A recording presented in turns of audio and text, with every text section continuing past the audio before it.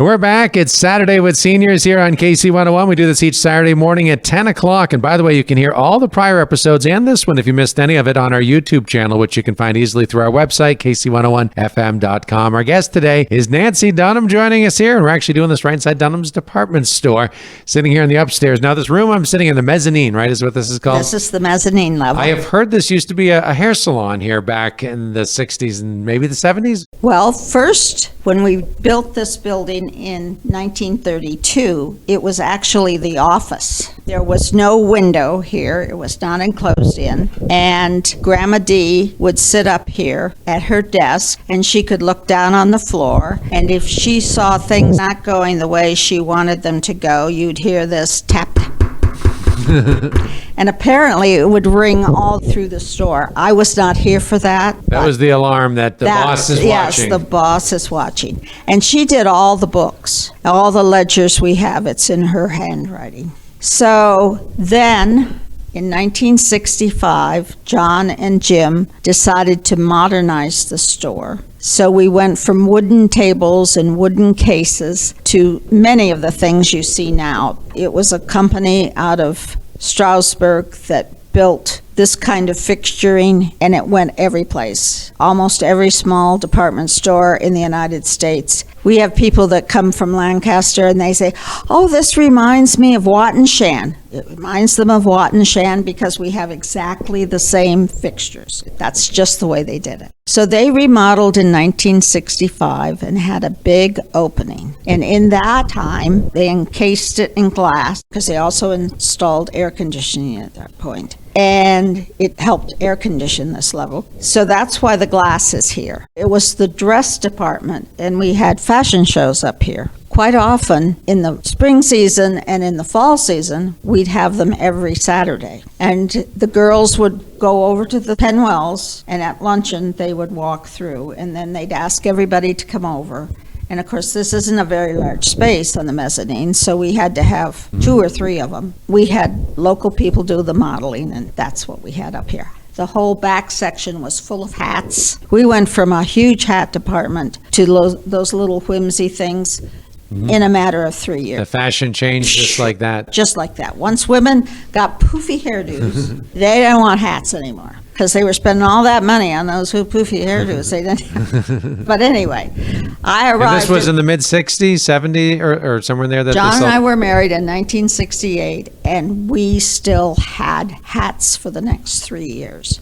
And then they were gone. They were all over the place. Some of the other things the store had then that the Dunham's doesn't have now back in the late 60s, some of the changes. Well, we used to sell a lot of crochet cotton because everybody had to have doilies on everything. When they cleaned out the other balcony in 1965, they had 4,000 giant skeins of crochet thread. Nobody wanted it then either. I mean, we sold it for 5 cents a bowl. Wow. So that went fast too. And then, of course, in the 70s, we closed the fabric and yarn patterns because nobody was sewing anything anymore. We used to have buttons. We sold sewing machine bobbins and thread. Every department store when I was a little kid, I still remember seeing a whole section of patterns and all that stuff. Yeah. And Grandma Dee didn't want to throw anything away, so the employees' bathrooms had patterns instead of toilet paper.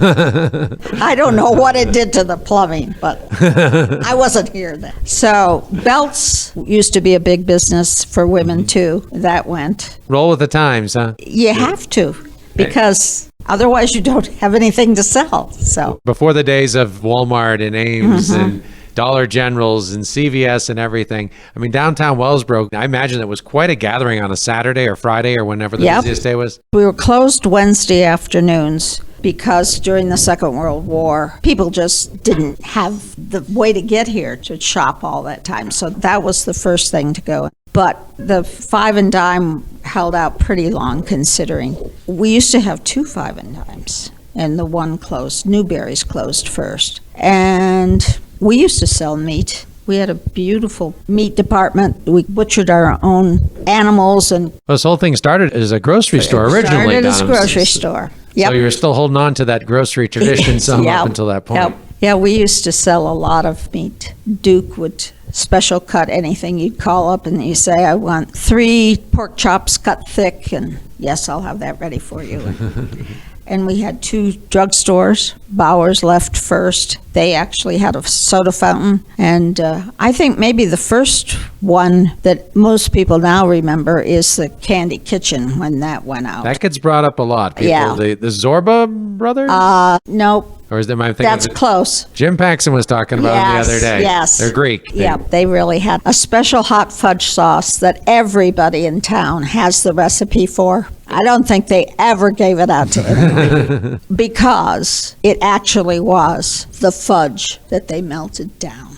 John and I used to visit them. They had a cabin down on Pine Creek, and we used to visit them. I can't remember their names now, but the woman that lived with Gus, she whispered to me one day when we were discussing, she said, there really isn't a recipe, Nancy. We melted down the fudge.